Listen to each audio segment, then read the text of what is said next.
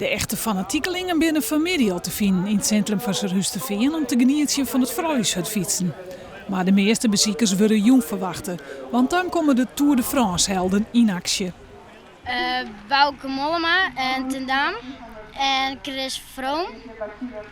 En hoe leuk is dat om die goede hutfietsers aan jou te zien? Ik vind het wel leuk. Je komt al je bekend in en dan kun je dan met praten en zo.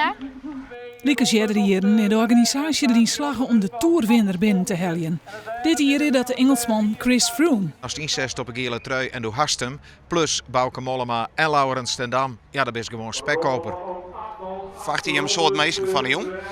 Maar het waren een beetje knabloed en daar gokken we volledig op. Ja, dan verwacht je gewoon een smak volk. Wat wil je met dit soort toppers?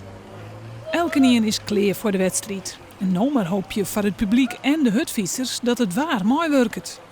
We houden dus hard natuurlijk wel vast. Als het jongen allen bij komt, dan is het de kans op valpartij natuurlijk wel groter.